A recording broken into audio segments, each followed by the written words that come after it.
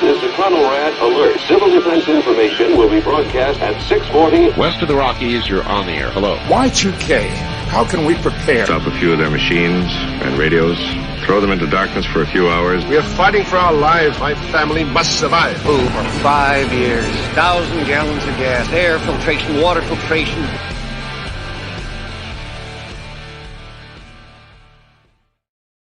Coming at you from the frozen tundra that is East Central Alberta, Canada, streaming live on YouTube, Facebook, Twitter, Twitch, Rumble, and Odyssey. Welcome back to the workshop where we create community, find freedom, promote preparedness, and share success. I am Toolman Tim. Today is July the 17th, 2023, and this is episode 339 of Workshop Radio. Well, how is everyone out there? This is a very strange Monday evening. See Byron Roberts out there. Great to have you. In just a minute, we're going to bring Jake from Ravenwood Acres on. He's going to talk about a pretty cool topic, mesh networks and off-grid comms. Always a match made in heaven. Every time we talk about comms, people get excited. It's the funniest thing. You would think it would be a boring topic, and it never is. And yeah, I'm excited to learn. I've intentionally not brushed up on this topic at all, so Jake can be my teacher tonight, so it should be a lot of fun. But real quick, let's get our announcements out of the way and we'll bring Jake on. First off, since this is technically our Sunday evening show, even though it's Monday evening, do not forget Mrs. Amy Dingman. There we go. She might not like me calling her Mrs., but Amy Dingman from Farmers Kinda Life. She has the Farmers Kinda Life podcast. A good friend of mine just released a book about getting shit done. Her latest podcast is on the illusion of control. Says something along the lines of being a control freak doesn't always look like what you think it looks like. And Amy has shortened up her podcast lately. So if you're looking for bite-sized pieces of motivation with a smile, but truth all wrapped up into a small little package, then check out Amy. Add her to your podcast. She was good enough to sponsor the workshop early on, and we really appreciate her for us. So link is in the description below. Number 2, guys, just added last month's patch of the month to the merch store. It is now live. The Shopify link is in the description tonight. It's kind of cool. I love having it set up now. I know some other people have. A couple different people have taken advantage of the silver. There are 2 sets of silver left in the merch store. So first 2 people that get them, they are gone, and there will be no more Workshop 2023 silver, at least Toolman Tim's Workshop logo. That's the last 2. And finally, guys, I was actually just talking to Rick from Prepper Camp before I went live. Early bird tickets are going to be on price until August 15th. Working hard to get Rick to come back on the show. This year, it's the 10th anniversary in North Carolina. I'm going to be there speaking on preparedness again. I'm rather stoked about that. If you guys are anywhere within a day's drive of Saluda, North Carolina, take some serious consideration and think about coming, because I love that event. It is the largest outdoor preparedness festival, expo, insert descriptor right there, and you will not be disappointed. I love it. So with that, guys, we blasted through this evening's announcement. So give me 1 second. And there is brother Jake, and I got him on mute. There we go. Let's stop being mean to him. How are you, Jake? Great. How are you? Not bad at all. So this is this your second appearance on the show? Second appearance. Other than that, community spotlight. Yeah. It was one of the, that was short-lived. I enjoyed doing it, but once we get into the podcast, it was kind of more fun to bring people on and have a nice long chat with them, you know? Absolutely. Right on. So oh my goodness, what a night. We're going to start this off again. Ravenwood Acres. I almost called you Farmers Kinda Life. What a night. Yeah, so, not quite. You want to give us the elevator pitch of your story, Jake, since you were on before? Let us know who you are. Oh, absolutely.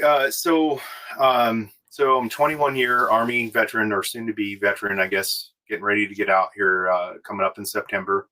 I've worked in aviation my whole Army career. And in 2016, though, we've spent quite a bit of time in Washington, but it was our second time back in Washington, and we purchased a home on 5 acres, and we kind of started the homesteading part of our channel, and that's kind of where the Ravenwood Acres come. That's what we call the property. We do kind of everything here. obviously my Coleman series is really popular, old Coleman lanterns and other Coleman products. And then, but the key thing is I'm passionate about is preparedness, period. And because I am a licensed amateur radio operator, but haven't always been, communications is something I focus on. And then of course, homesteading, kind of those are this year's kind of primary focus for us. So you did a pretty good, I would say a very deep dive series on your YouTube channel on comms a little while ago, didn't you?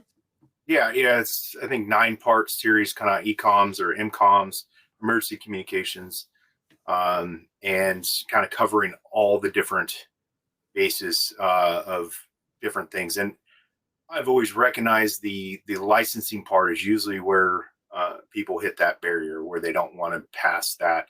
They know they need some sort of alternate source of communication other than their cell phone. But when it comes to the licensing part, they usually hit the barrier. And until recently, my probably number one recommendation was GRMS. So, so I think there's a caveat in there. He says until recently. So I'm gonna, without giving away the spoiler, I'm gonna guess that this evening's topic has a little bit to do with what may have replaced GMRS.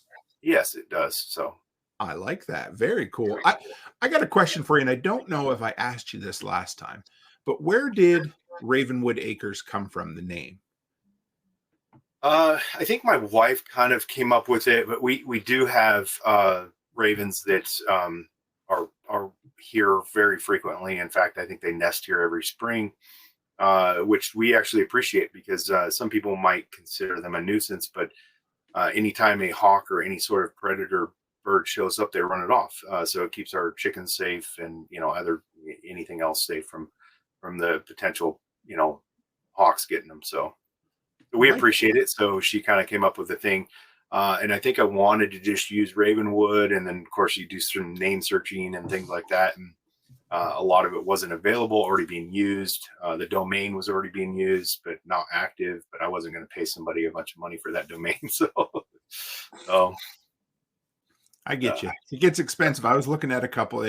There's a guy that has been squatting on toolmantim.com for years. Oh, no kidding. And all it is his link to his Twitter bio. And I'm like, no, I'm not even going to buy it. It's fine. Yeah.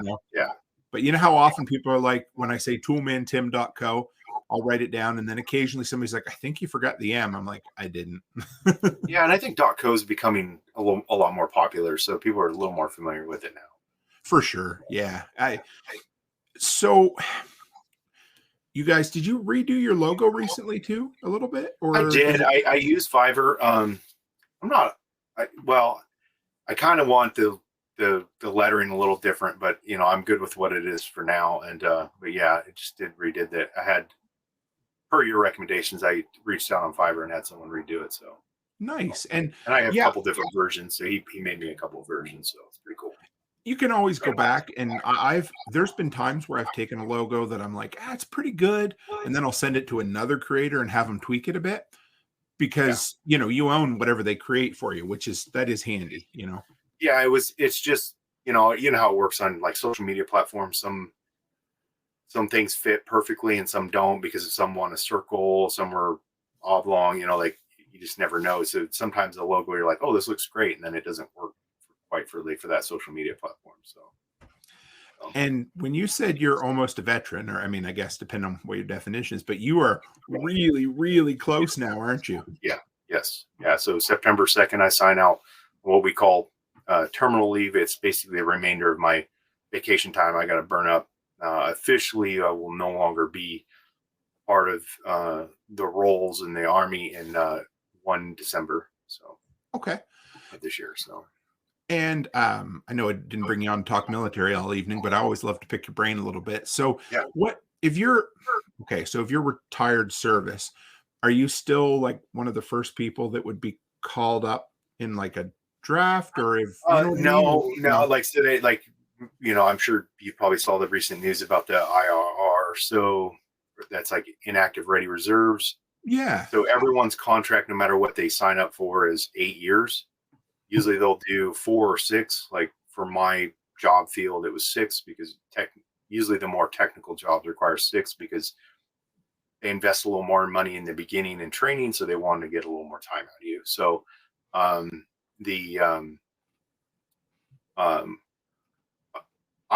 not to say I couldn't be. Sure. Yeah. No, I don't want to jinx, yeah, exactly. There's always a certain level of signature that could override my retirement or whatever, but because my required service time would be 26 years, I think, if I remember it. They always change the end dates per your rank, how long you could serve. So it, I could technically be extended or denied or whatever, but I think at this point I'm too close for them to mess with. So, or Good. at least I hope. Yeah. Nope. That's good. That's enough of that. Then I was just curious. I was like, yeah, I'm excited for you. I know we talk about this, guys, the importance of meeting up in real life, but it was really nice. Jake was at the Thrivalist Fair in Washington. And that was my favorite part by a mile, was just all of us sitting around shooting the shit that evening. That was a lot of fun. Yeah, I definitely got gave me the bug that try to fit more of those type of events in my schedule in the future. So it's hard to leave those and not be a little bit fired up, isn't it? Mm-hmm. Yeah. Okay, so I intentionally didn't really dig into this topic. Sometimes I do, sometimes I don't, because sometimes it's fun to learn as we go on the fly. I kind of have an idea, but what in the hell is this whole mesh comms thing that you wanted to come and talk about? So mesh communications, it could be when if someone uses that term, just to remove some confusion. It is literally someone that could there are certain radios out there, military, especially in the special operations community, uses some of this technology. That's different. What we're going to be talking about is the LoRa protocol. Okay. And we'll talk that protocol, of course, a little bit more in depth in future. But example I like to use, because my wife's always asking me about this, because I've been really deep diving on it lately. Sure. What is all this? Of it? Yeah. What is all this about?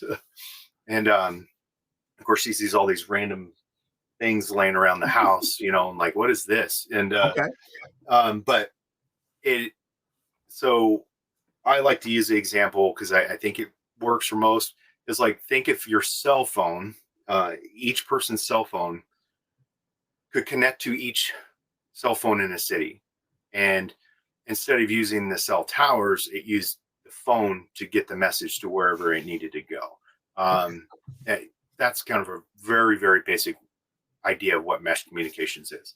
And the more phones you have in an area, the bigger, and especially if they're spread out, the bigger your network could be. So it technically could be endless, but there's always limitations to everything. So how did you get into this? What kind of got you? It was actually while I was in Korea, and I think it was one of the ham channels I actually follow on YouTube. Ham Crash Course, I think it's his channel, pretty popular ham radio channel. He did a video on it, and I was like, whoa, what is this? So I ordered a couple of the devices, and the kind of the most popular ones are these T-beams, and this is in a case. Okay. But this is what it looks like with the face of the case off. So okay. And I think there's actually a joke out there. There's a shirt I think someone made. It's not a bum. It's because it does look a little intimidating to some people. Yeah. It's got a battery in the bag. It and an antenna, those type of things. But and I was like, wow, that is really cool. I'd never heard of this. And then I started with delays and shipping and so on and so forth. Could only do a limited amount of testing while I was in Korea. And then when I got home, I was, of course, 15 months of past due things here on Ravenwood Acres that I needed to take care of. So it kind of got put on the back shelf. And then I was like, I really liked dealing with this a couple months ago. And I was like, I really need to it was actually Thrivalist that made me think about it. Because there was a lot of conversations about a lot of topics of preparedness, but no one was talking communications.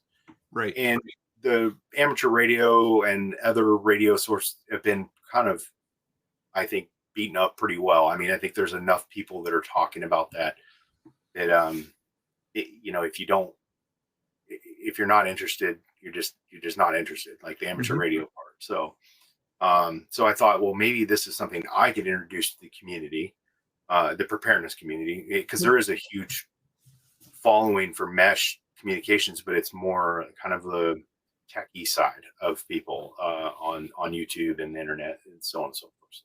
So what's the typical use case scenario of this for your non-prepper at this point?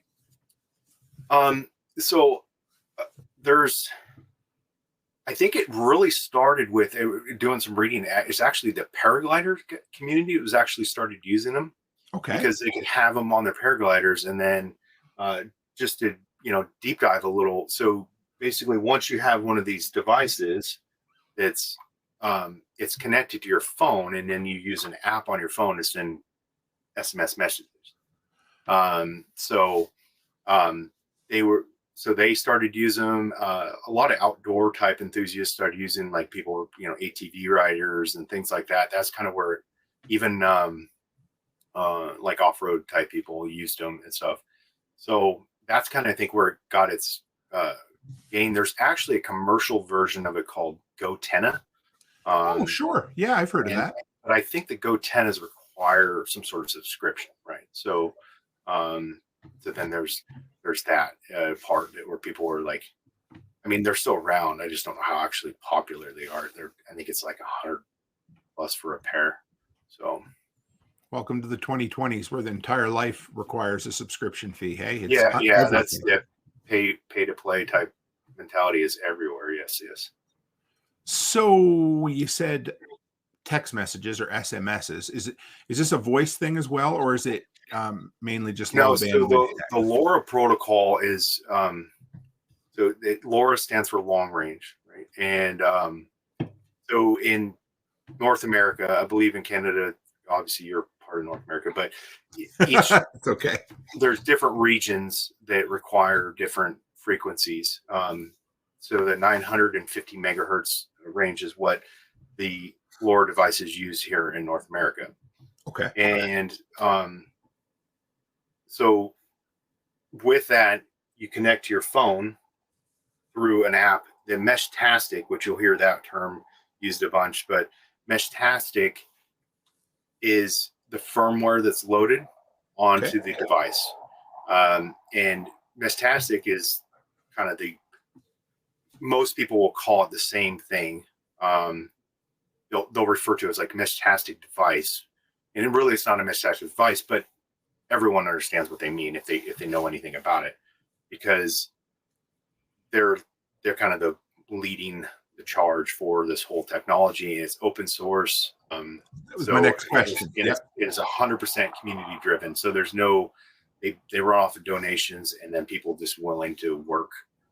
So they're constantly doing updates. Like I'm a few versions below, but the version I'm using is stable. So sometimes you kind of have to play around with it, because I upgraded to one of the versions a while ago and it didn't work. So I reverted back to the old version, and now they have a more stable version. But so the little bomb-looking device with the the antenna on it, what did you call that again? So T-beam. So this one, I have the face off the case here, and these are 3D printed cases, just to show people.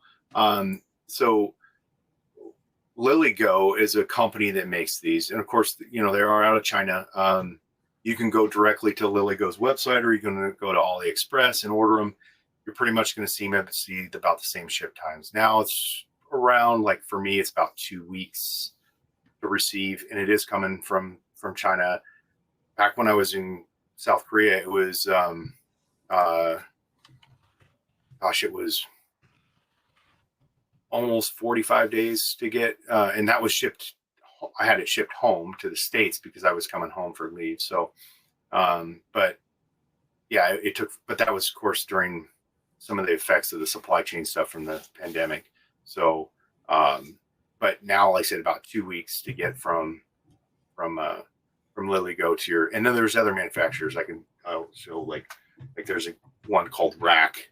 And this one is more intimidating looking, but this one's getting ready to be an outdoor solar node. So it's connected to solar. So Are they just like a Raspberry Pi type device, or are these like proprietary type items? No, I mean they kind of are. Arduino, I don't know if you've ever heard of Arduino. They're kind of in that category. There is some on the coding side, which I'm not a coder, so but because a lot of the people in the projects are really into the coding part, and they'll pull up Python, I think is one of the coding terminologies. Okay. That you use, and they'll manipulate them to make them do what they want them to do, so they can change some of the settings. But yeah, so once, I guess, to get down to the basics, once you get a device, you're going to have to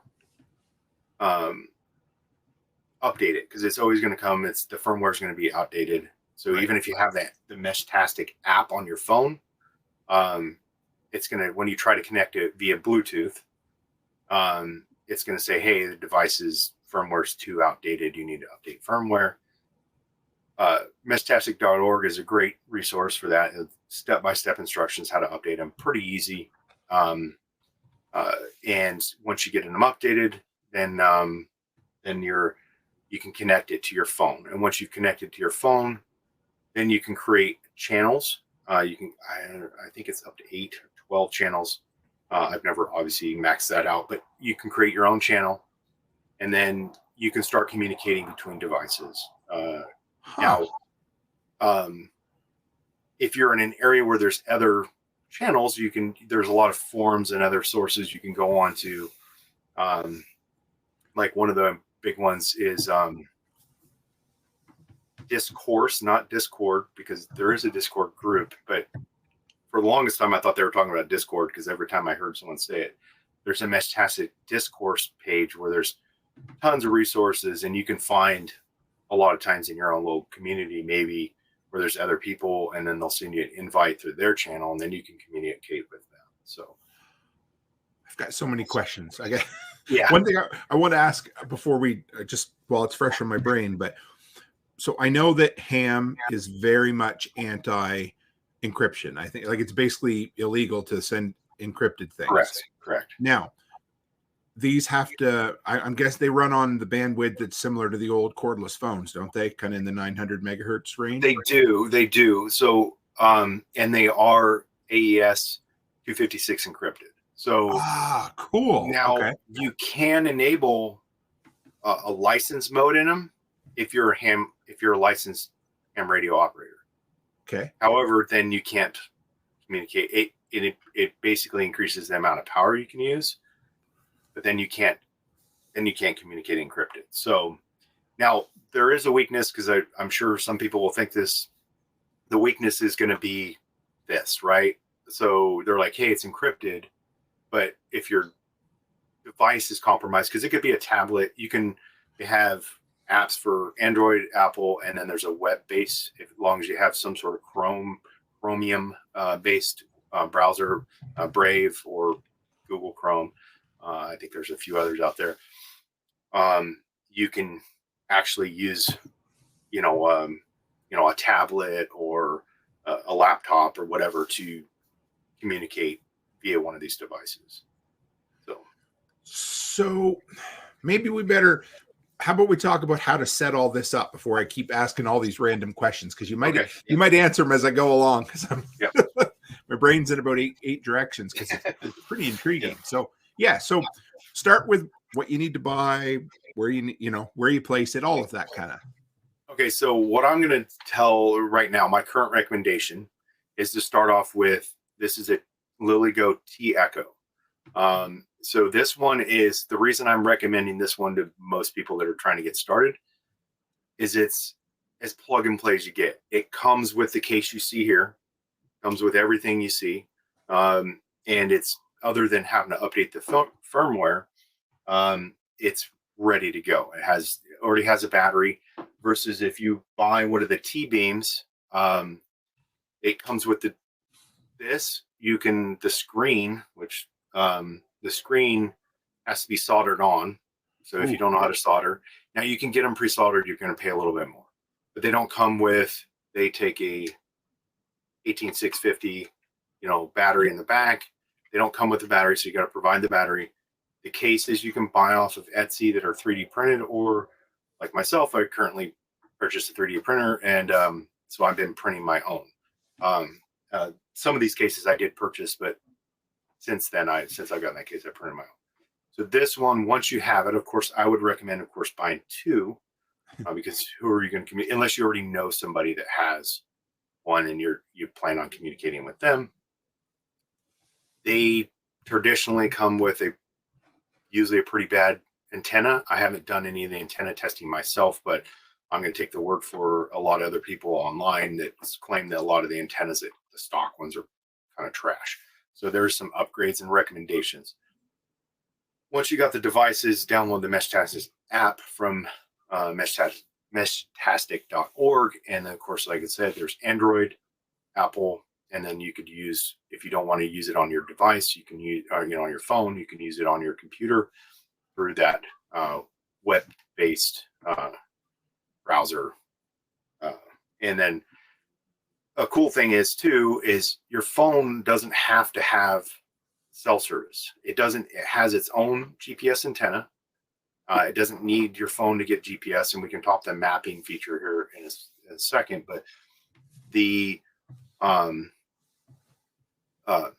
so you could have, if a lot of people, maybe when they upgrade their cell phone, if they don't give it to one of their kids or whatever, they just have it sitting in a drawer somewhere. Well, guess what? You can use that old phone as if you don't want to connect it to your current phone for whatever reason, then you can use that old phone for that, to run that. So, and then once you have that, you've updated the firmware, you've connected, you've created a channel, and you can start communicating between devices. The channel, once you create it in the app, you can scan. There's a QR code, or you can share basically a URL to another device, and then that device is accepted into that program or into that channel, and then you guys can start communicating. So, or those devices can start communicating. So it's almost like an offline version of, have you used Signal at all, which is like an end-to-end encrypt? Yeah. So it's a bit like an offline version of Signal, but with some hardware involved. Yeah, absolutely. Because all the, if you go to any of the sites, they'll tell you that it's, open source, off-grid, decentralized, encrypted mesh network. So, and some people are like, off-grid, what do you mean you're using a cell phone? Well, like I said earlier, the phone doesn't have to have any sort of service. It's your way to read the messages. So, and they do have, so if you can see that well enough, there's a little screen on there, right? Oh, so okay. On the T-beams, you can see the screen, and you can see the messages on those.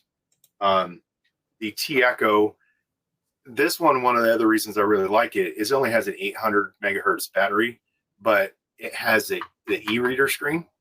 So like your Kindle style. So it uses very little power. These things burn through in it depends on how active they are. They burn through in about 8 to 12 hours, it seems like, from my use. This thing, I put it on the charger before this last night, but it hadn't been on a charger in 5 days. So, and like I said, it's got an 800 megahertz or 800 milliamp hour battery in there. So okay. Then where do you, so those little guys, the little ones there that with the e-reader screen, those are basically the same device as the larger ones, or they serve the same function, right? They do. Yeah. And there's others. Okay.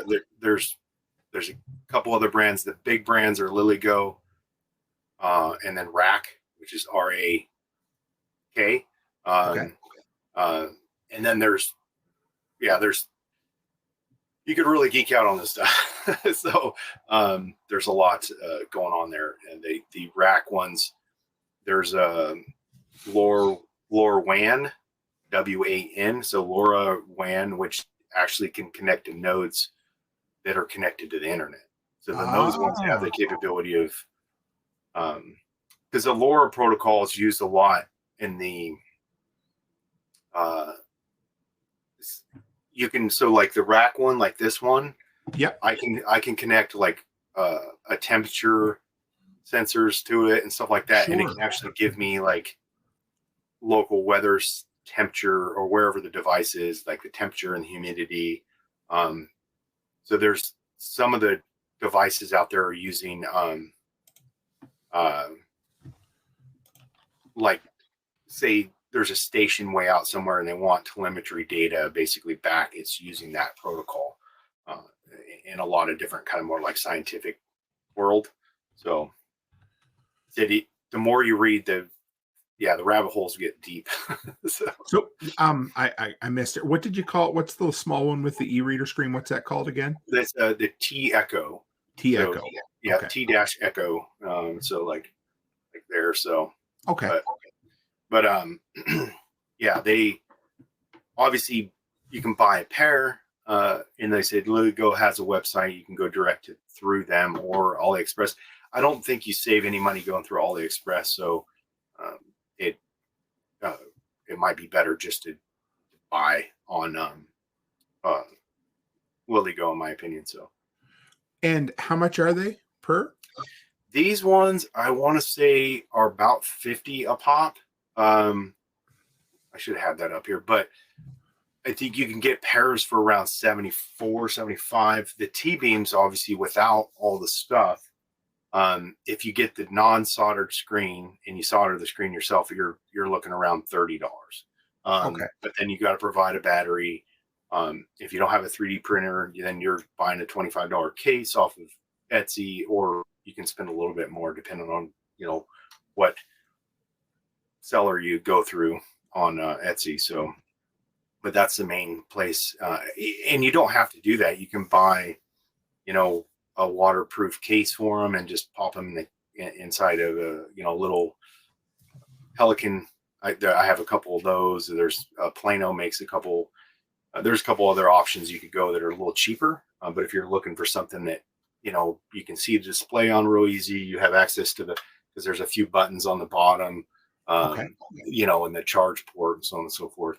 The cases make it a lot easier to use them. So, well, how about placement? Where are you going to put these? All right, because you want them. I'm guessing you want them up and away, so you have better range. Do you, or what's the? Yeah, of course. They're just like any or most radios, right? They're line of sight, but the you can, if you're working in a urban environment, you could probably get away throwing them in a backpack or some sort of pack, and then of course, but the way I currently have, because I live outside the city but not too far, is I have one node that I've put up for testing right now. Play around with locations a little bit, but it's a solar node, so it has a solar panel and an outdoor antenna. So that's kind of my home node, right? And then it will and then my next process, which I already kind of have one working right now, one of my vehicles, I have one hooked up in there. The idea for me is to hook it up actually permanently or somewhat permanently into the vehicle, to where it's powered off the vehicle. It has its own battery, but then it's also powered off the vehicle, and then it has an external antenna, so you get better reception, of course, because any device inside of the vehicle with a antenna, its range is going to be greatly diminished because you're inside of a metal box. And then even especially if you got like window tint can actually mess with signals too. So my idea with that is, if I configure each vehicle in our family, which we have a lot of vehicles, is my youngest son is getting ready to start his learner's permit. So we're going to have a lot of drivers in our family. So each time one of those vehicles is in and around and moving in and around our city where we live, that network is expanded. So, Hey, just want to shout out to Don Young, our friendly neighborhood EMS. Good to have you, brother. He just sent us a super chat. Nice to see you. That's a very dapper looking portrait of you as well. So that's good. So Okay. What on your property, for instance, like if you want to, how large is your property? So 5 acres, Okay. and we're in a valley or a draw, depending on what you want to call it, but we're about 350 feet above sea level. Our best, line of sight is to the south, which is beneficial because that's where the city that we live outside of it is located.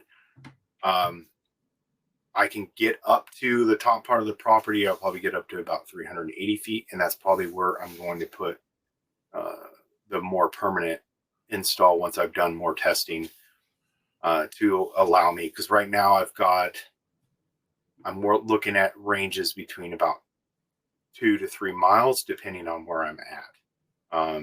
So without any other nodes within the city. So that's just from my home out, which is, of course, going through dense vegetation and then some terrain. So the ranges can be, on average, what they'll tell you is about 3 miles or 5 kilometers, and then up to 10 miles or 15 kilometers. There is some records out there, and of course they use some trickery, but Sure. the height, right, elevation is 208 kilometers, so about 120 something miles. I recently did a video where I tested, so I have a small DJI drone, and then I 3D printed a attachment so I could basically attach a piece of fishing line and lift the T-beam or the T-Echo because it's the lightest one I have. Now there's some configurations I could do to lighten it up, but I wasn't quite sure if it would lift it. It did lift it. And so if you consider that, now I could easily go, I went up to 200 feet. So above where I'm at. So, 500 feet above the earth. So sure. That makes sense. But, the 200 kilometer test, they used like a weather balloon basically. Yes. So, they're said, and of course, if you live somewhere that's got big mountains, if you go all the way at the top of a big mountain and you can see the city, 50, 60, 70 miles away, you're probably going to actually hit it because you do the same thing with a two-way radio, like a handheld two-way. So, and then of course you're limited at that point to the range of the Bluetooth of your device as well, right? So only, yeah, well, or yes, no? True. So to be able to send the messages, however, if you're trying to connect to that, so if I'm trying to connect to that node that's up in the air on a drone or a balloon or whatever, and send messages through it, then yes, I am limited by the Bluetooth, and I'll probably lose connection. But the other devices that are on the ground will use it as a relay and transmit your message further. So, okay, so so you could send. Okay, so let me see if I get this right. Then you could send a message from your phone to an on-ground device, which would then shoot it 200 feet or whatever. Because at that point, it's searching for another node to hit, and when that node receives that message, it will push it out. So that's part of the protocol. There is a limit, I think, how many, if it's in a series, but if they're in a more like, say, a spider web, and I don't remember off the top of my head what the limit is as far as in a row. So say just for some reason you're out in a big open terrain in a straight line. In fact, there was a guy that did some testing, his more like overlanding off-road stuff. I think he got up to 10 miles, but they used, each vehicle had one in the row, and then the furthest vehicle was out was like 10 miles. And that was in terrain that wasn't perfectly flat, but each device was able to hop to the next, like the message sent by any one of the devices in that network, it was able to hop from device to device. So if you have 10 people, 10 devices on that network, does that mean that all 10 people see that message? As long as they're on that channel. Okay. So the channels are what's the protected part. It is my understanding that I've done a little bit digging on this, and I can't seem to get the clearance. I don't think, like, if I'm in the city and I'm using this one and I'm sending a message to another one, you know, a friend, a family member, whatever, it can use other devices to bounce that message. They won't see the message though, because they're not on that channel. So it works similar. Are you familiar with AirTags from Apple? Yeah. So the same type of thing. It kind of piggybacks in the background of a network, but doesn't really let somebody know it's there. Yeah. Yep. Huh. Okay. Yeah. So speaking of which, I don't know if you want to go there yet, but there is as I mentioned, the GPS function. So I was wondering what that had to do with this. So you can see on the app, there is a map feature.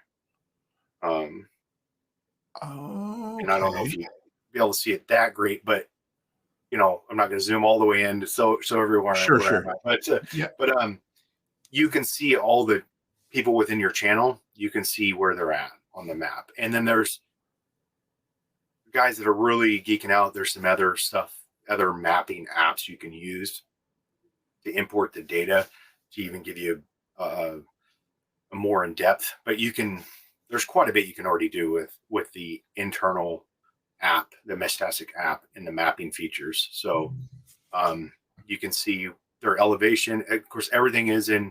I'm sure you'll appreciate this, Tim, but everything is in kilometers and stuff like that. So you're going to see their altitudes in meters and that type of thing. But it's going to tell you what their altitude is, what their lat long is. Because you can name each device. So you can see, Tim's node or whatever, and everyone would know that was you. But it pretty cool. But like I said, and they have their own internal GPS antenna, so it's not requiring that, it's not getting that GPS data from your phone. So okay. So you could have I was gonna say you could have a device in airplane mode, but you still need, I guess, Bluetooth has to be turned on, right? Correct. Yeah. Okay. And that's only it's still going to be working when your phone's not connected to it. So it's still going to do, if someone within that channel, a message comes in, it's going to bounce that message or receive that message and bounce it back out. So is it gonna hold that message until you connect? Like, is it gonna stay in there, or is it just kind of bouncing it all? Or do you know? That's a good question. I don't think it holds. I don't think if you're not connected to it, you're not going to see the message. So. Sure. There's no onboard, or not like even like a RAM. I don't think it has any. It has limited memory, obviously. Enough for the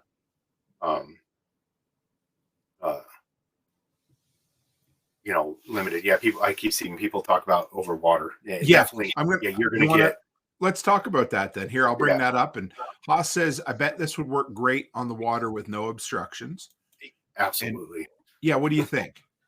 Yeah, definitely. Like if you're kayaking or whatever, or out on a big expanse of water, I guarantee it'll work really well because there's zero obstructions. So, and then you can change the settings within the device. There's it's going to tell you like long and fast, long and medium, long and short. I can't remember all the different, really short. So but that limits the size of the message. Like, so you try to type out a whole paragraph or something like that, it might not come through.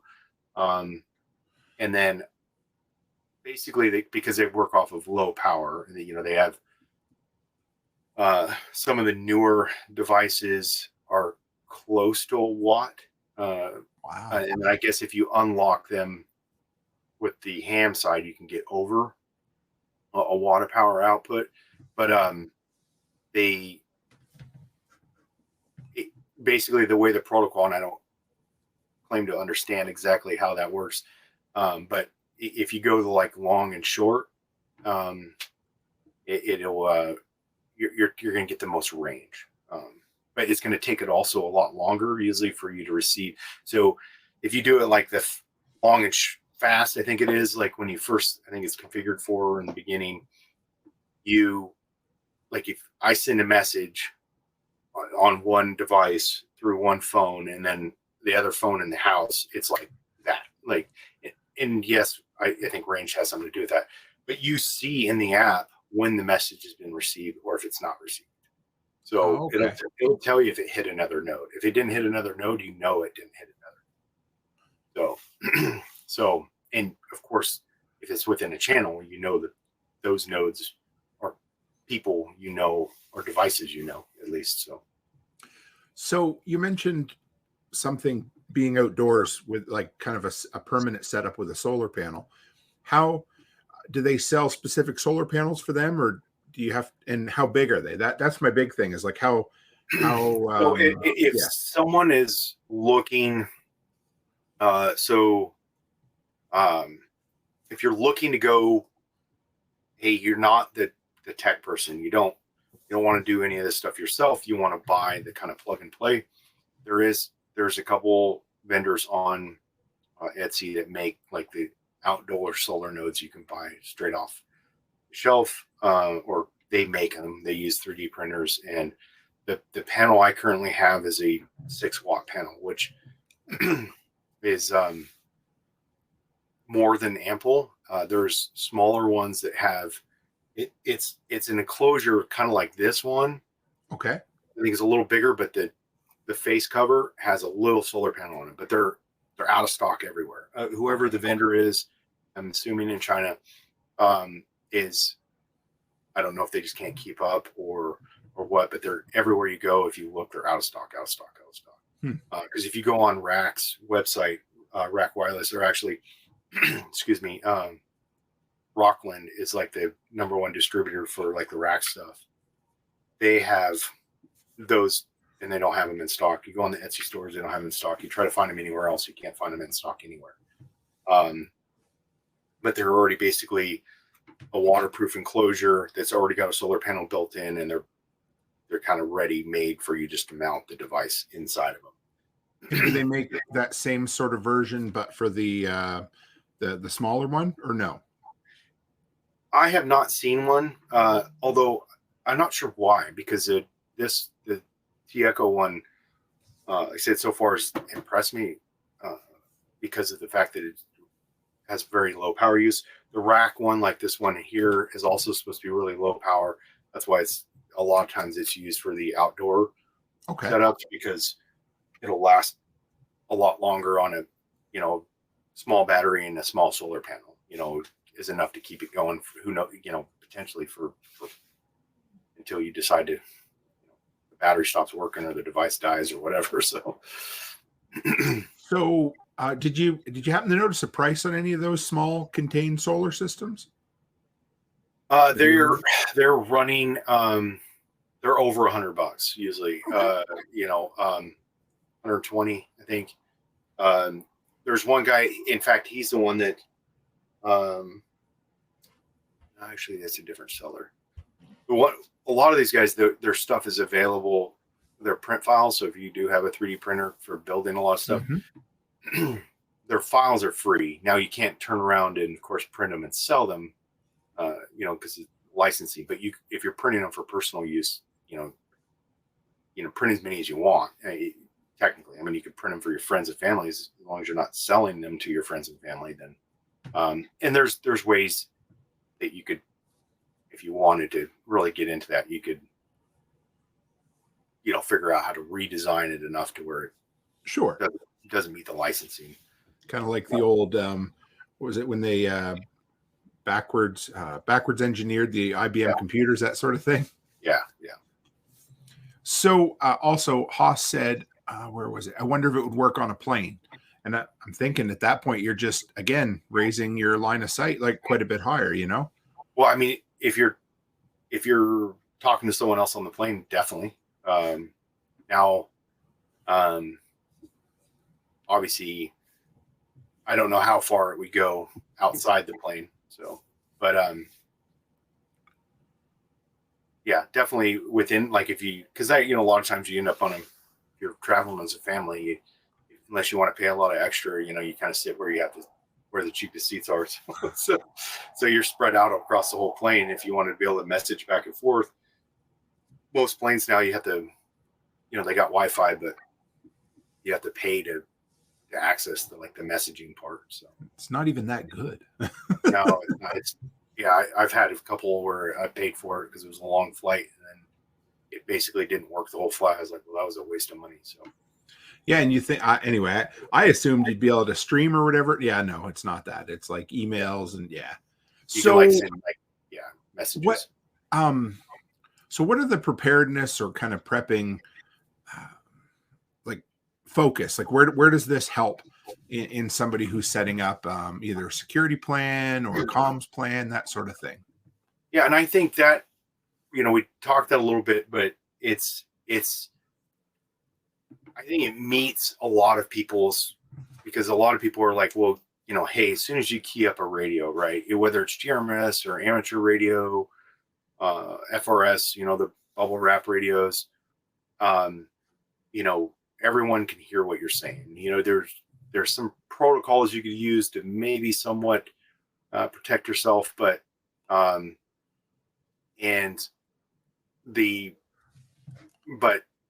everyone hears what you're saying. They can also find your location really easy.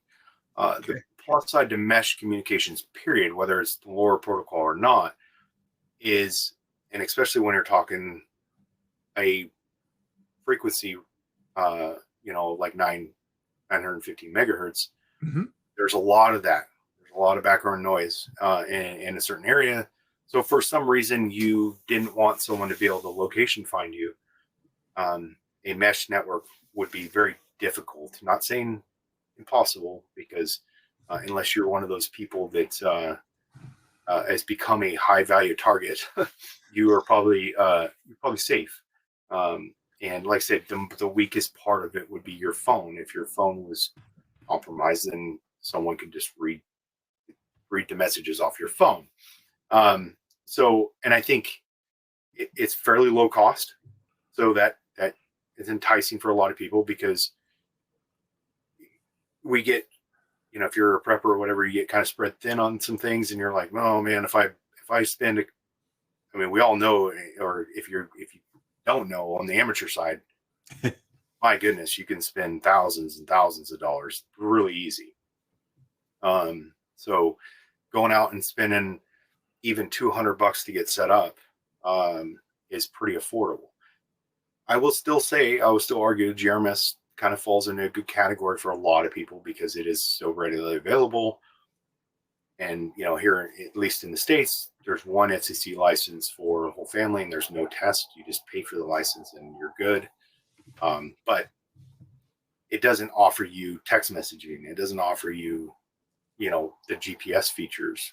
Well, I'll take that back. There is the Garmin devices that have the GPS feature, but they're, $400 to $600 a piece. So if you got that kind of money, good for you. But a lot of people are not looking to spend that kind of money on those devices. So, and did we establish that there isn't voice on this? It's just text. Is that right? Oh yeah, because it has to be very small, a small packet of data. So, yeah, there is no capability for voice. Okay, no, that's fine. So I guess yeah. So how would you fit this? So would this be, for around your property, or if you were bugging out in a convoy, or what's kind of some use case scenarios for it, would you say?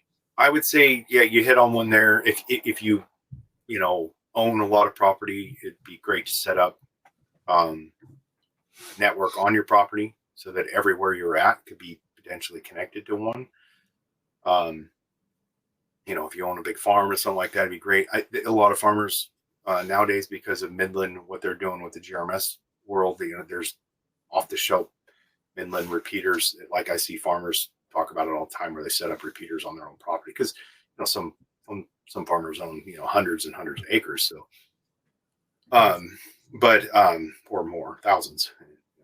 But I think it'd be great for convoy when you're out on a move, when you're moving somewhere, especially if you're in separate vehicles. And then of course, anytime because if you consider it, if for some reason the grid's compromised or the cell service, whether a disaster or whatever's going on, you don't need the cell network to communicate. And now you have the ability to communicate within your own community if you've developed one.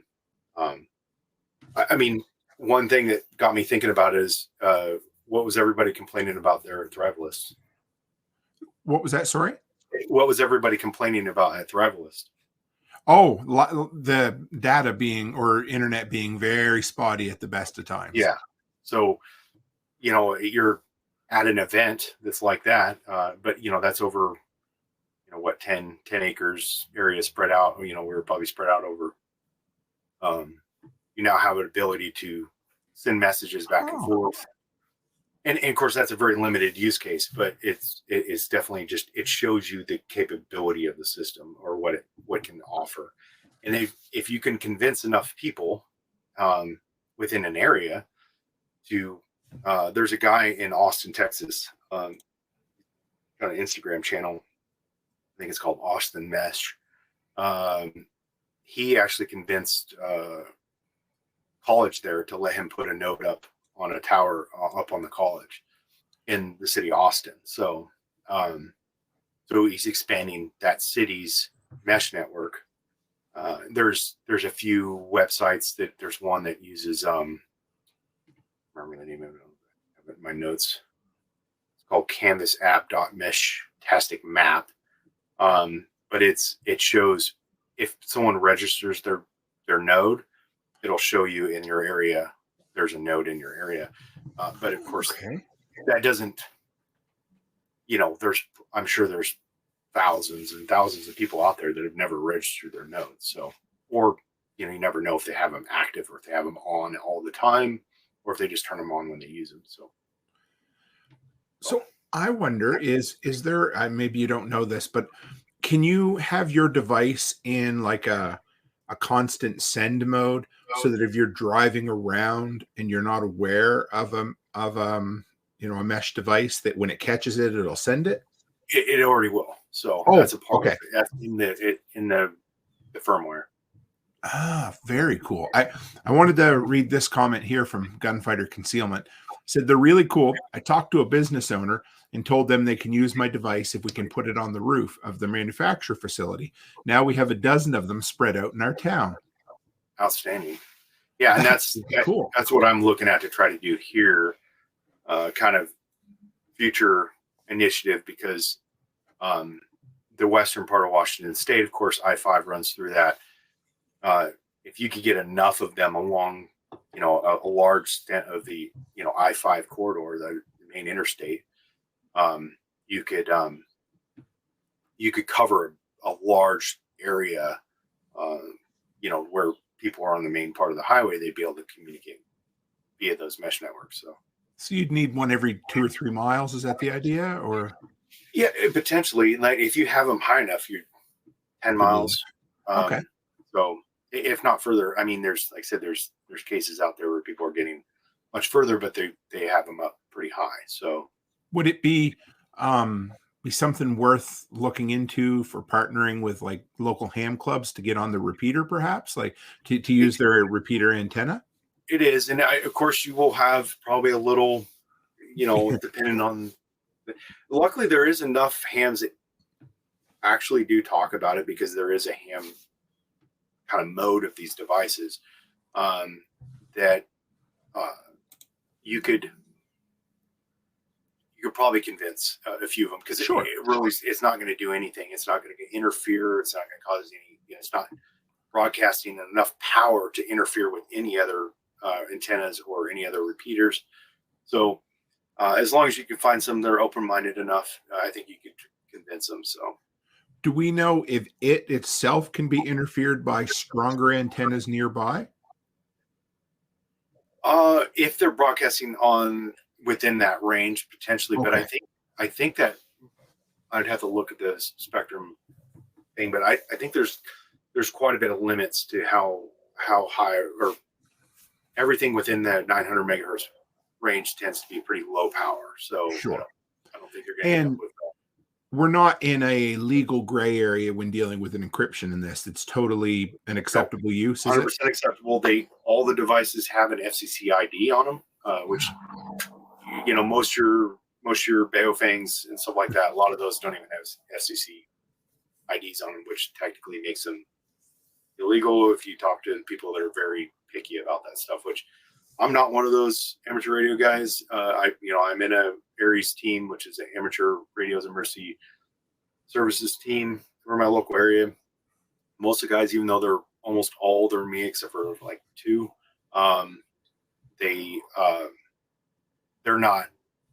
That's why I like them. They're not.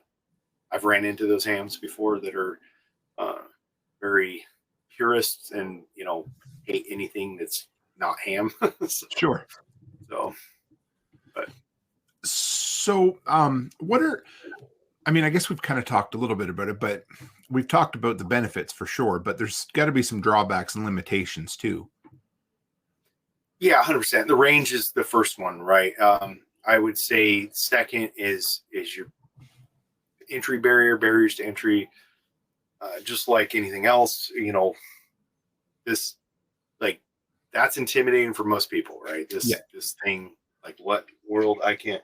That's why once I learned about the T-Echo, I was like, okay, this I could probably promote to people and get a lot of people interested, because they're like, okay, it looks like a little tiny walkie-talkie, right? You know, sure. It's very simple. And then there is Mestastic is removed a lot of the intimidation factor with their easy to upload, but you got to update firmware, which is, it's not super complicated. You know, you connect your device to your computer, and you go to a web page basically, and you select your device and you say, hey, this is what I want.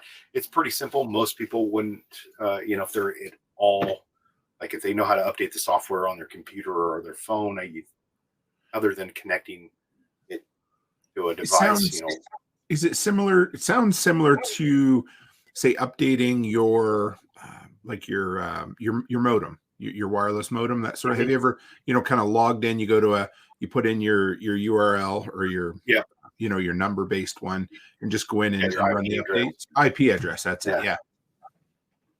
Yeah, and it's and then the website kind of walks you right through it. There's plenty of YouTube videos that walk you through it. But the website does a good job of step-by-step. As long as you follow the step-by-step, it should work. Now, if you're trying to do there's some, different configurations and some other stuff like that. Now you need to know what you're doing. And a lot of that stuff, I stick to the basics on that, because I haven't learned any of that, and I'm not even ready to learn. I'm still, I've been immersing myself for the last about 2 months into this. So, really heavy, and spending, probably 5 hours a week, on it, just testing things and trying different configurations and stuff. So I see a business opportunity in the future where you could go on to people's properties, or you could sell pre-made systems or setup systems, that sort of thing. Yeah. And I absolutely think that's kind of where, I'm playing around with that a little bit. Yeah, there's a lot of opportunities. For one, the part I was talking about with the drone, with it's because if you really know what you're doing, you could tie one of these devices, make a module basically that is easily adaptable to a commercial off-the-shelf drone, and you could reduce a lot of weight by, for one, it could tie into the drone's battery, it could tie into the drone's GPS. And then boom, now it's using the drone's battery and the drone's GPS. So now you don't need its own antenna, and it doesn't need its own battery. And when the drone's up, depending on what type of drone you have, your run times of 20, 30 minutes. So you familiar with Urban Prepper? Yeah, a little bit. Yep. Yeah, he's the GoTenna. Okay. And then he had a friend that had a fairly large, looked like a kind of a custom build type drone. They put that thing up at 400 feet up in Tacoma. He lives north of me here. And I think they got up to about 10 miles. When they were first doing their testing, they're like, hey, it's not working. It's not working. This is a total bust. But they had I think he had his dad with him. He never explained who the person was, but he was an older guy. I assume it was his dad. I think his dad obviously knows something about communications. He's like, well, we got the thing inside the metal box. It's not working. We got to get it outside. So they put their device outside, and then all of a sudden everything started working. So okay, I'm just kind of shooting it here, but man, at 400 feet, you should be able to get more than 10 miles, shouldn't you? Or absolutely. They're dealing with, well, those are the GoTennas. I don't know what their antenna's like. Okay. There's whole feeds on the discourse about antenna testing. The antennas, everyone pretty much says the antennas they come with are fairly trash. So if you upgrade, I've upgraded antennas already and seen some pretty big difference. I'm waiting for quite a few more to show up. So I can do more testing to kind of prove that out. Yeah, excuse me. So those GoTennas, I don't know. That makes sense. They're like one device. They don't have an external antenna, so they probably have just a small little ribbon antenna inside of them. So the range on those are probably pretty limited. Yeah, because every single episode I do on comms, I always talk about, so my brother-in-law is just exactly 10 miles from me. Mm-hmm. And we're almost flat. If where I live right here in the town didn't drop, 30 meters, 100 feet or so roughly, we would be perfectly flat. There's nothing higher between us in those 10 miles. So I'm always trying to come up with a way in a worst case scenario. Mm-hmm. I'm kind of envisioning like Will Smith in the end of the world movie he did in New York City there. Dang. Yeah, I know. Oh my. Anyway, so it doesn't matter. But what is it? I Am Human. Yeah. I Am Legend. I Am Legend. There we go. I knew. So I'm kind of envisioning something where he says, what is it? Every day at noon, I'm going to be at the dock transmitting on the radio. So if you needed to have long range communication, okay. Another example from film would be A Quiet Place. Have you seen that one? Mm-hmm. You know how they use the fire signals on the top of their grain silos, everybody? Yep. And at a certain time of night, so everybody know they were anyway, I'm kind of picturing, once a day at noon or whenever it would happen to be, maybe in the evening or maybe after dark, because you don't need daylight. You send up your drone 300-400 feet. You got 10-15 minutes of comms, like, hey, have you seen anything? What's going on? Are you doing, that sort of thing? And you've got your communication. At least you're not completely in the dark, quote unquote, right? Yeah, absolutely. And I mean, that system has been used, for communications, for years. So if you look at any of the movies that got like a pilot down behind enemy lines, right? So certain times of the day, that's a protocol in the survival schools that they teach through the military. Certain times of day is when you're going to make your transmissions, and then you're going to receive transmissions. For one, it's going to save your battery, but two, it's going to limit your exposure.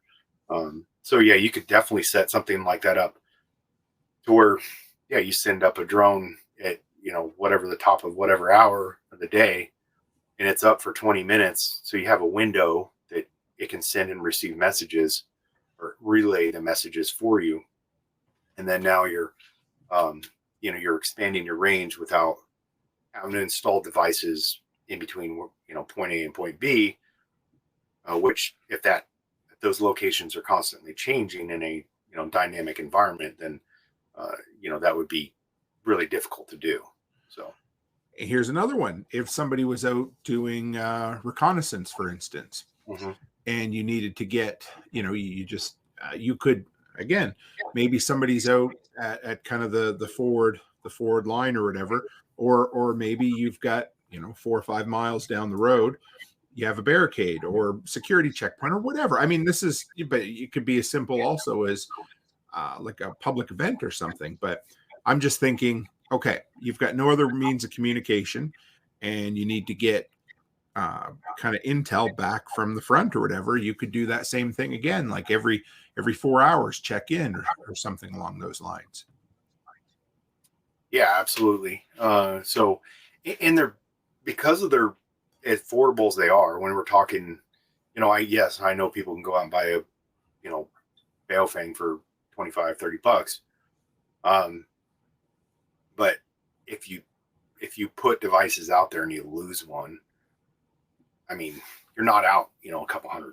So, and it's also encrypted. Don't forget. Yeah. So someone has a device, unless they have the phone that's connected to it, then there's not really anything they can do about it. So when you're creating a channel, you're basically generating a key at that point, are you? Yeah.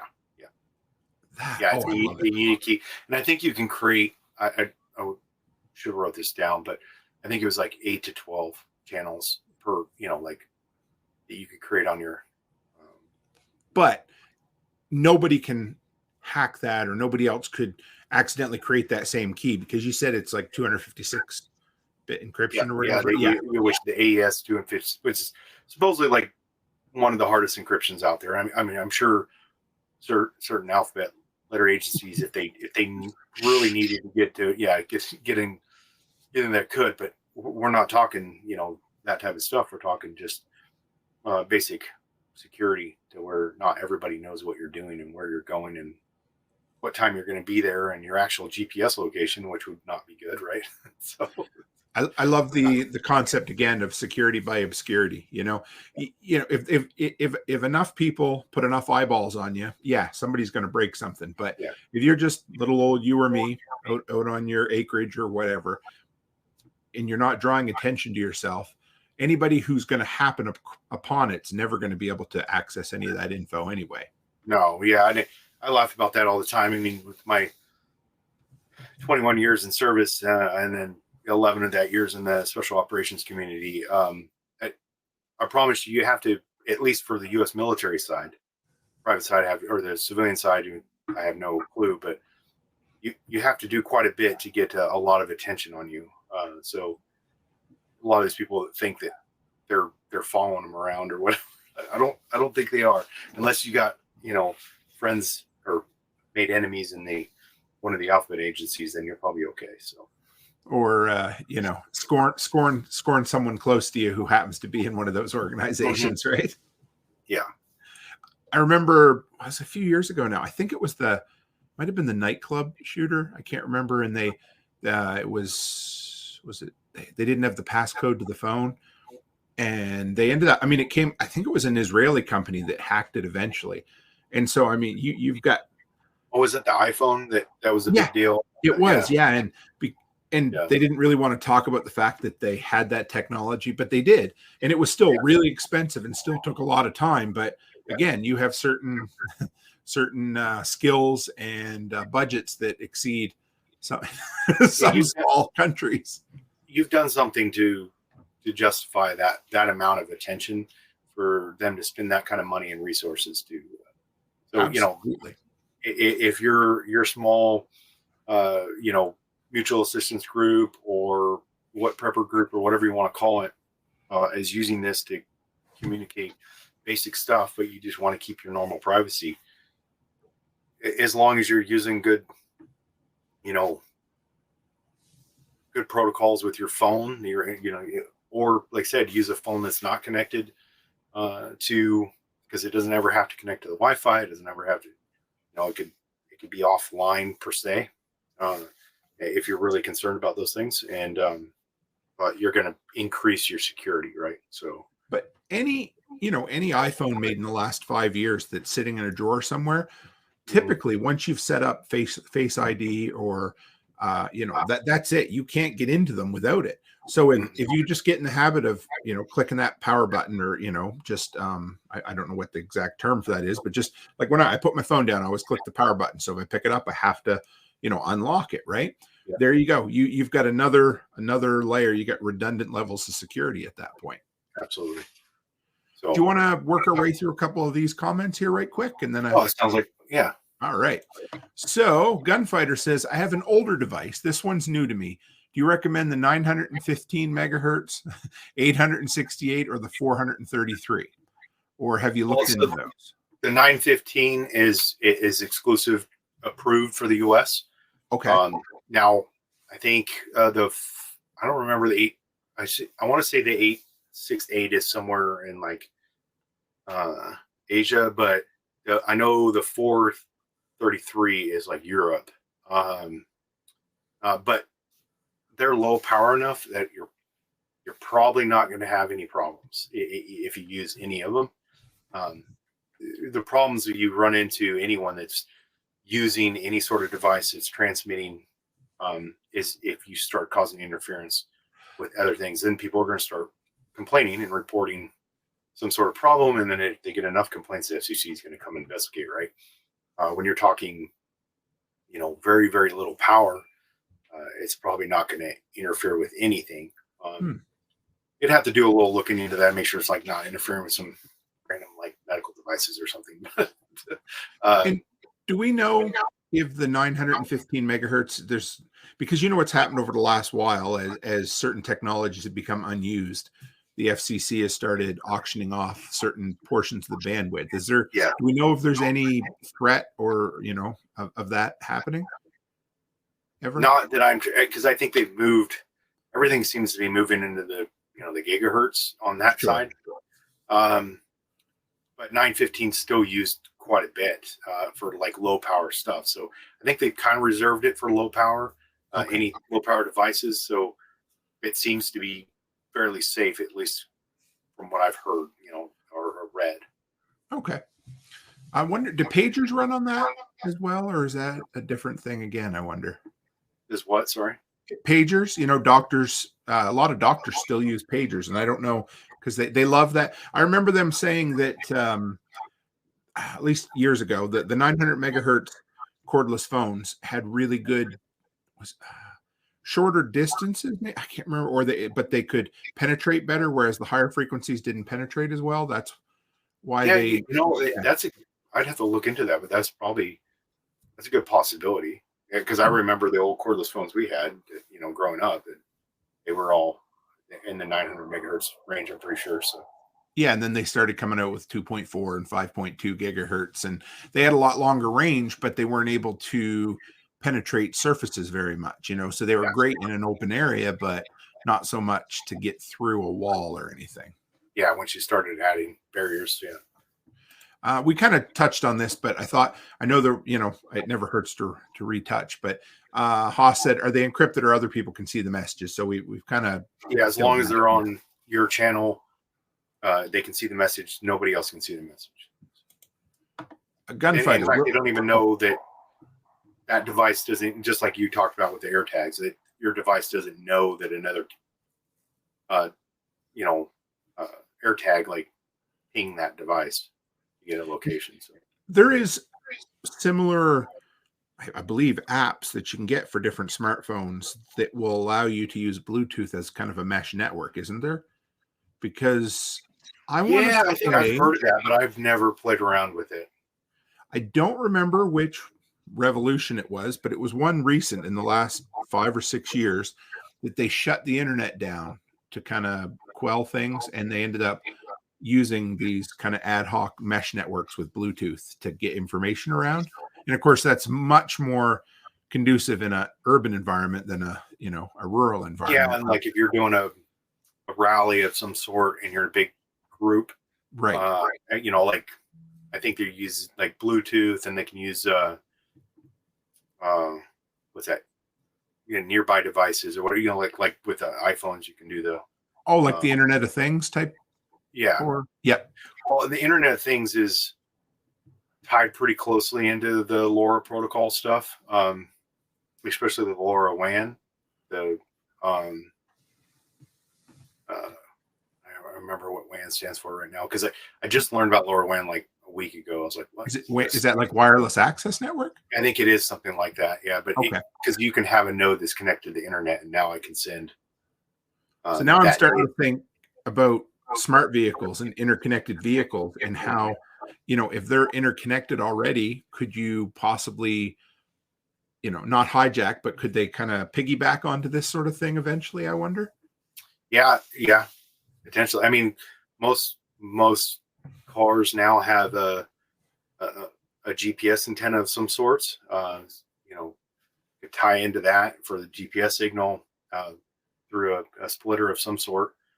So you've got, hundreds or thousands of vehicles every hour passing on the interstate, each one of them acting as a wireless hub or a wireless transceiver, a mesh transceiver. I've already thought about that on my one vehicle. I have a DMR radio, so digital mobile radio. And it has GPS antenna that's mounted. I was like, I wonder if I could just tie into that GPS antenna somehow for my mesh node. And instead of having the little tiny GPS antenna that's on the mesh node. So I love geeking out on this stuff. Gunfighter says, will the T-Echo work with no cell service as long as you download the app beforehand? Absolutely. So if you got the app, you're up and running. The only and I guess the caveat to that would be you got the app and then you update. I don't know why they always send these with the really old firmware on them. They're probably because they have thousands of them sitting on shelves, but the firmware tends to be pretty old, so you need to update the firmware easily because the latest version of the app is going to be looking for I don't know how far back they go, but they definitely, every time I've gotten a device, every time I connect to the device with my phone, it always tells me, hey, the firmware needs to be updated on that device. So. Yozik came in late, but I know we've mentioned the product, but I'll get you to answer that one more time. Did you mention a specific product? And I guess the main one was T-Echo, right? Yeah. So LilyGo, if you just go to their website, the LilyGo, you're going to see a bunch of different. They have some pretty wild stuff on there. They got watches, and I haven't even dived into any of that, but the T-Echo is definitely my recommended. They do sell the T-Beam, which is another one. I have 4 of these. And then, so if you're a little more technical, the T-Beams are pretty great. But I would say definitely entry level, the T-Echo is probably the way. What I'm recommending right now is. And how do you spell LilyGo? It is Lilygo. Okay, just the way it sounds. Then cool. Yep.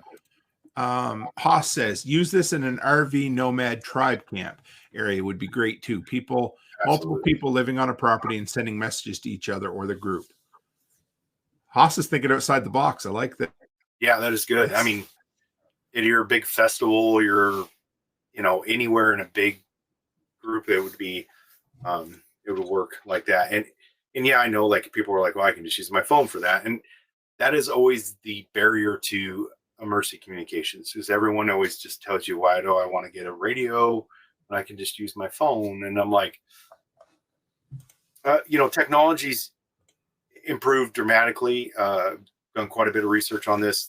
A lot of the cell companies are doing a really good job. They have mobile vehicles to help restore cell service to areas, and which is great, but you can't always count on that. Right? Because if it's a wide scale disaster, they're going to be limited in their deployment. And even if they bring in more assets from outside the local area, it's going to take a while. So at some point, you're going to need to be able to, or you're going to want the ability to potentially be able to communicate with, friends and family. Here's a perfect example.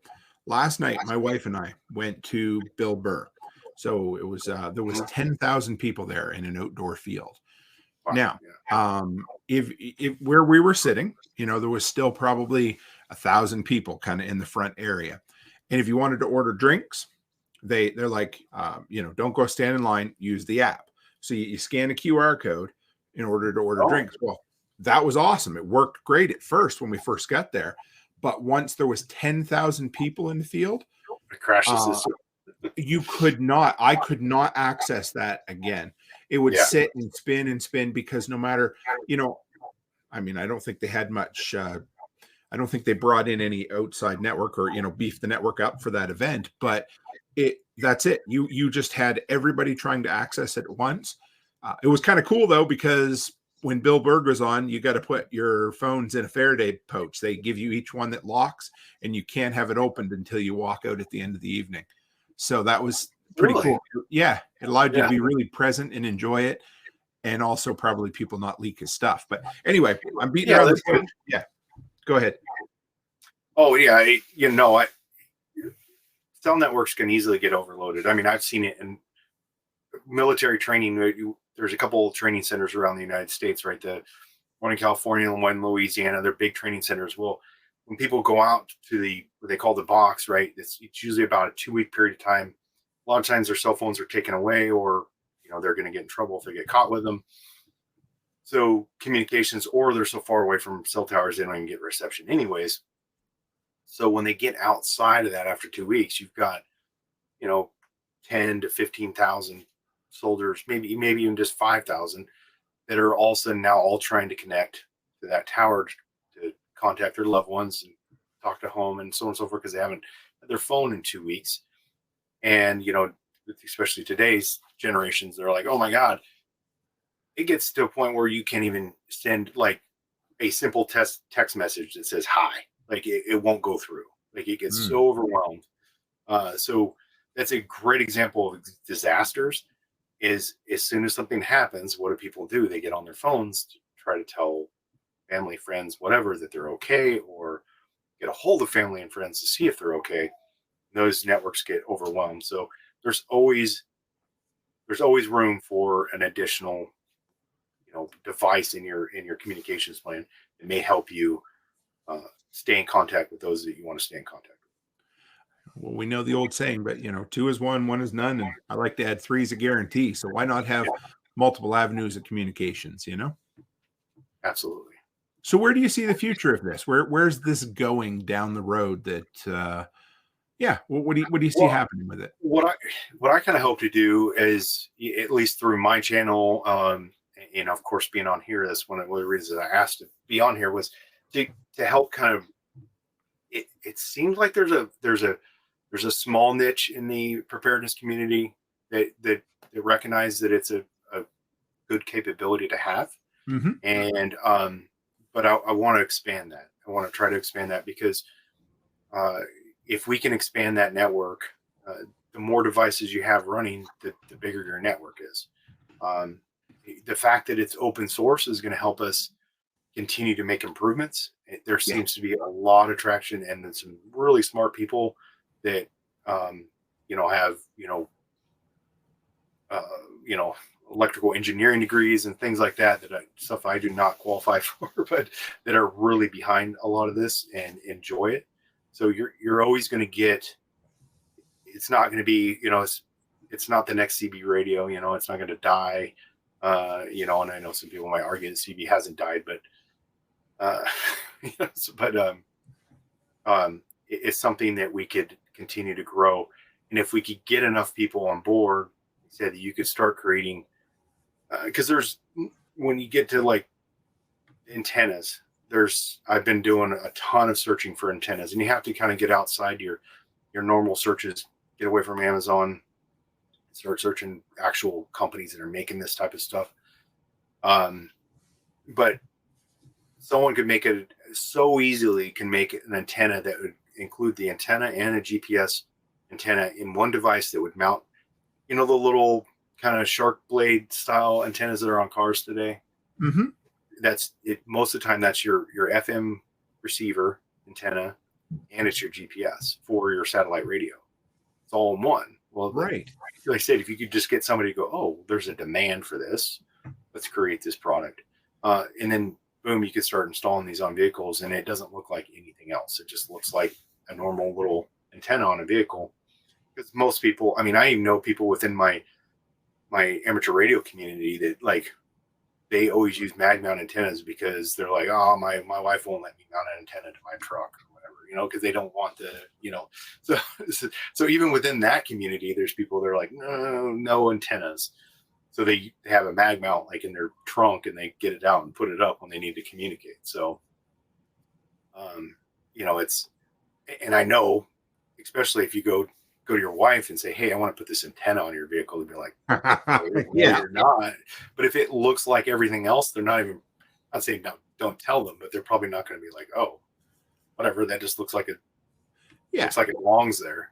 So I just see that if we can get enough traction behind it, you're going to get people to realize there's a demand for a product and start creating products that are going to help. And I hope to kind of keep pushing that through my channel. And then, I know I'm working on potentially,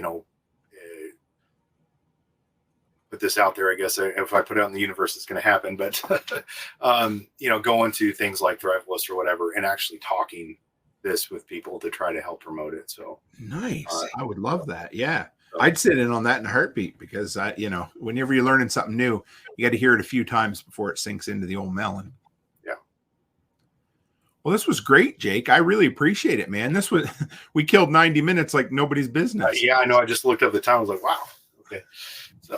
So how do people follow up with you, brother? So make sure they can support you and follow your content and that sort of thing.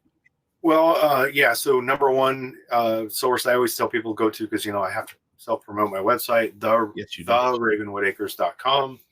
Of course, because I had to add the in there to get the domain. But and then Ravenwood Acres, on YouTube, Instagram, Facebook. I'm not very active on Facebook, but and then of course I think I sent you the other links. I'm on NOSTR through and then MeWe and all the other ones, Odyssey, all those. I got some sort of presence on them all. So awesome. I'm going to just throw up, I've already shared it everywhere, but there's Jake's YouTube channel as well. So give him a subscribe, guys. You're coming up on 3,000 subscribers, aren't you? Yeah, I'm hoping to get there by the end of the year. We'll see. We'll get you there. That'll be good. Yeah. Well, thanks, Jake. I really appreciate it, man. If you want to hang in the back for a second, I'll close up and Absolutely. I'll be back with you. Okay. Well, guys, I hope you learned something new from this, because this is, I know I did. That's part of the reason sometimes when a guest reaches out and says, I want to talk about a topic that I only have maybe just the faintest or passing kind of interest or idea in, there's real power in learning something live and chatting with someone else who's an expert, or at least further, because Jake will be like, I'm not an expert, don't call me an expert, but he's a lot further down the road of discovery in this topic than a lot of us are. And that's exactly how we all learn, on the shoulders of one another. And I love it. And literally, we create a mesh network of information throughout all of these different communities. As somebody gets interested or passionate about a topic, then they share it, then they share it, then they share it. And this is exactly how we do it. So share the gospel of the mesh network out there to all the other adjacent communities that you're a part of. But beyond that, guys, make sure you support Jake. Jake is just an awesome guy, and he's got a lot of content. He's going to be prior service here pretty soon and have some time to put out some pretty cool stuff. I love seeing what he comes up with. So make sure you support him, folks. And, as always, I just appreciate you being on here, especially for a Monday evening. We got lucky. We had a thunder and lightning storm the whole time that I've been on, and we didn't lose. So there we are, guys. As always, stay happy, stay healthy, and have a great week.